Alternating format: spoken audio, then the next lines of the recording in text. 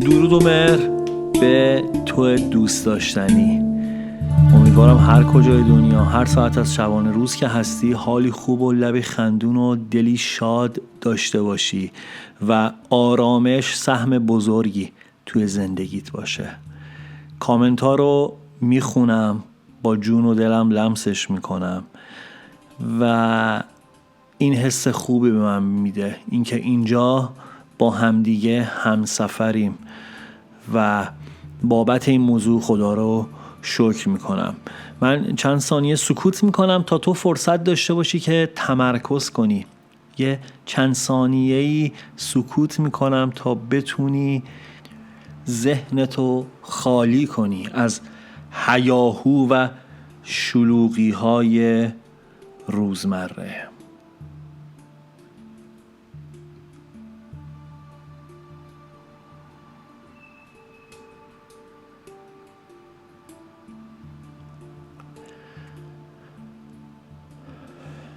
خب ببینیم امروز کائنات در قامت کلام حافظ، اون هم غزل 479، چه پیامی برامون داره؟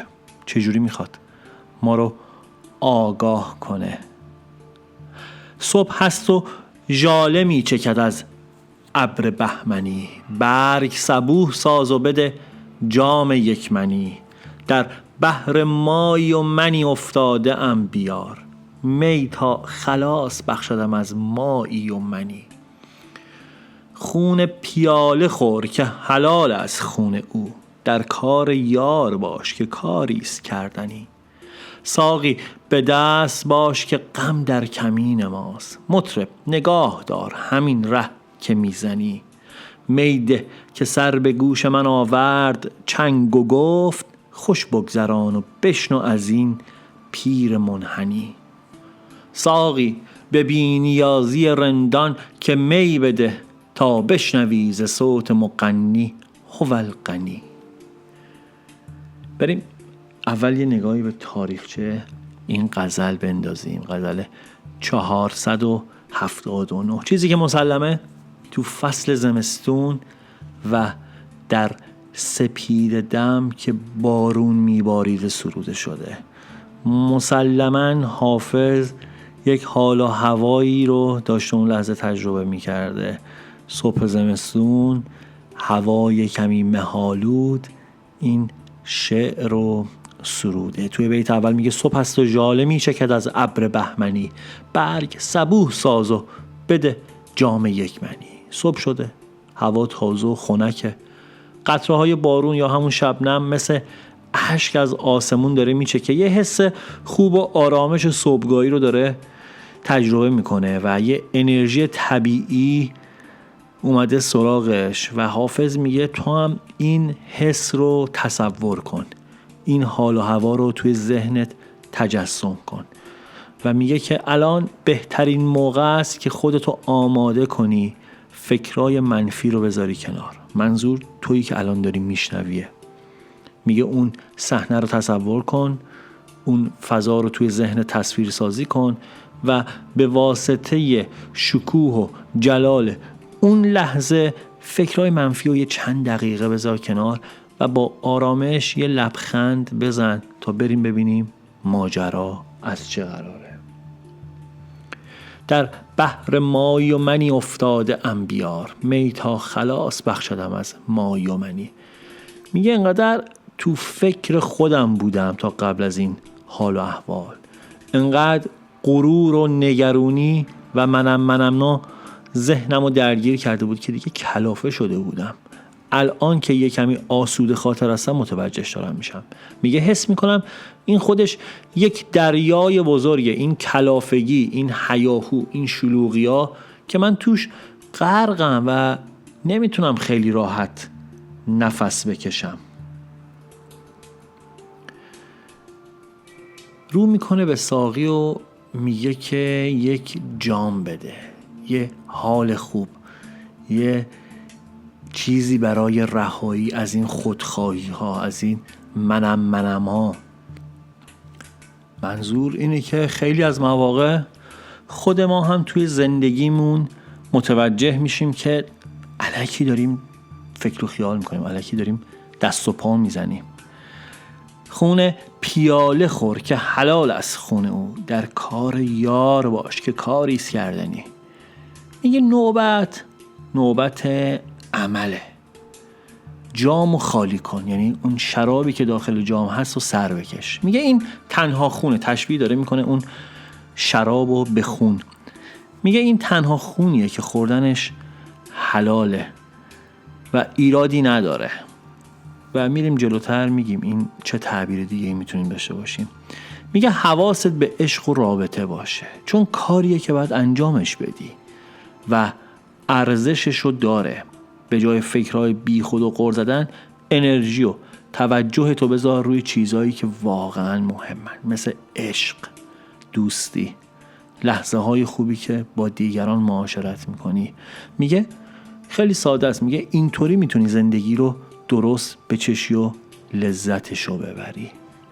ساقی به دست باش که غم در کمین ماست، مطرب نگاه دار همین ره که میزنی. به ساقی میگه نزدیک من باش رفیق، دوروبر من باش. میگه من سر به جنبونم، من حواسم نباشه غم میاد منو خف میکنه، میاد دوروبر من و گریبان منو میگیره. میگه یه گوشه همیشه اون حال بد، یه چیزی که بخواد حال و روز منو خراب بکنه، همیشه در کمینه. پس ساقی جان حواست به من باشه، نزدیک من باش، ور دل من باش. و رو میکنه دوباره به مطرب، میگه همین آهنگی که داری میزنی و بزن، اصلا ریتمش هم عوض نکن که داری خوش میزنی، این با حال و احوال من جوره. قشنگ داره میگه دیگه. یعنی چی رفیق؟ یعنی آدمهای خوب و حال خوب توی زندگیمون رو باید حفظ کنیم. اگر یه شرایطی، یعنی میگه بازی رو خراب نکنیم دیگه. بعضی موقع خوشی میزنه زیر دلمون، بعضی موقع همه چی خوبه دیگه هیچی نیست گیر بدیم بهش، میریم تو گذشته یه سیر و سیاحتی میکنیم، میگردیم دنبال اون تصمیمات اشتباه زندگیمون، بعد میایم مقایسه میکنیم با شرایط خوب دیگران. آی من چقدر بد کردم، آی من چه اشتباهی کردم. نمیخوام دیگه مثال ریز بزنم، ولی درست داره میگه حافظ، به جا داره میگه مطرب نگاه دار همین ره که میزنی. میگه اگه امروز حالت خوبه، امروز شرایطت مساعده، همین فرمون برو جلو، تو رو قرآن خوشی نزنه زیرت بخوای بازی رو عوض کنی، فکر کنی جای دیگه یه داستان دیگه است، فکر کنی توی یه کوچه دیگه عروسیه بریم اونجا ببینیم چه خبره. نکن. اگر به یک ثباتی رسیدی حفظش کن. میده که سر به گوش من آورد چنگ و گفت، خوش بگذران و بشنو از این پیر منحنی. میگه انگار این ساز اومد کنار گوشم گفت زندگی کوتاه و خوش بگذران. این یک نصیحت از یک آدم پخته و دنیا دیده است، کسی که سالها تجربه کرده و فهمیده که سخت گرفتن به خودمون و زندگی فایده نداره. یعنی به جای غر زدن و سخت گرفتن به خودمون، از لحظه ها و چیزهای ساده زندگی بلد باشیم لذت ببریم. از خوردن یک فنجون چای ساده، یک فنجون قهوه، قدم زدن خیلی لذت بخشه. قدم زدن موقعی که قدم زدن و معنیدار انجامش میدیم، این تو گوشت بمونه، از من داشته باش. این که زمانی که قدم میزنی به هر قدمت فکر کنی، به عضلاتی که داره درگیر میشه فکر کنی، خیلی معنیدار میشه. و فکر میکنم یکی از اون لحظه هایی که آدم در لحظه داره زندگی میکنه، خیلی کمک میکنه که فکر رو از گذشته بیاریم بیرون، ترس آیندهم لحظمون رو فلج نکنه، ذهنمون رو فلج نکنه، در لحظه قدم بزنیم. ساقی به بی‌نیازی رندان که می دهد تا بشنوی ز صوت مغنی هو الغنی. میگه مثل آدمای آزاد و بی دغدغه که به هیچ چیزی وابسته نیستن جام بده. تا وقتی که صدای خواننده میاد و ساز میزنه خوش باش. معنی واقعی زندگی همینه، آرامش، سبک بالی. یعنی وقتی دل سبک باشه و به چیزای بی ارزش نچسبی، زندگی واضح میشه، زندگی روشن میشه، زندگی شفاف میشه. بریم ببینیم چه پیامی این غزل برای امروز من و تو داره.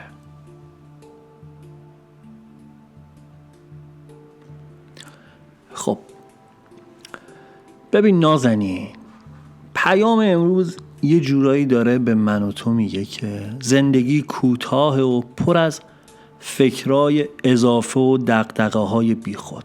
میگه خودتو درگیر نکن، یه وقتی دوچار وهم و توهمم نشو.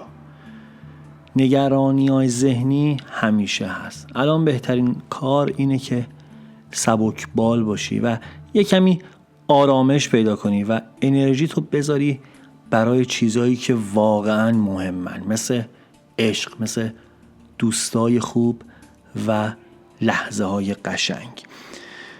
توی شرایطی که من و تو داریم زندگی میکنیم، روز به روز با 1000 تا آپشن جدید مواجه میشیم.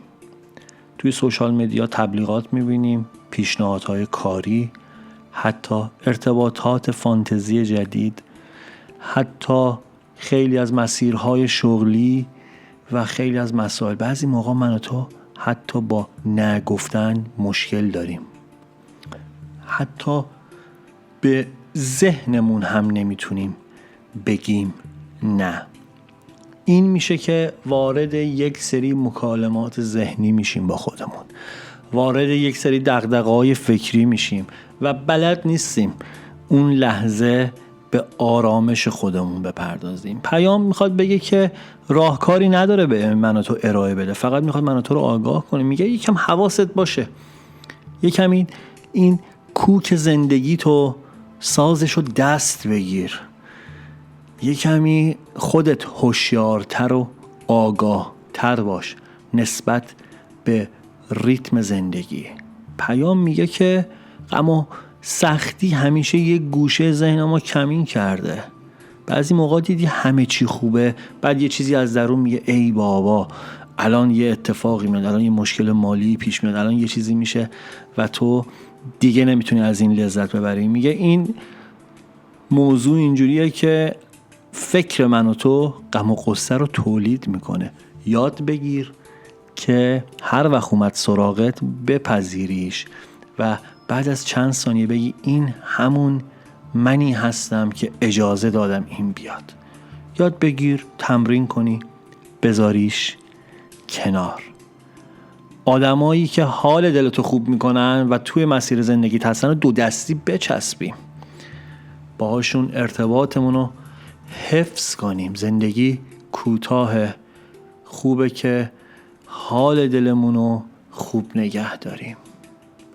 پیام کلی غزل اینه که زندگی اونقدری شلوغه که من و تو فکرای اضافه دور و برمون احاطه شده و چقدر جالبه که یاد بگیریم آرامش داشته باشیم.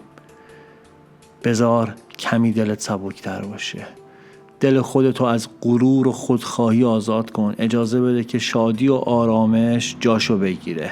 یه نفس عمیق بکش، به چیزای ساده و کوچیکی که تو زندگی داری نگاه کن.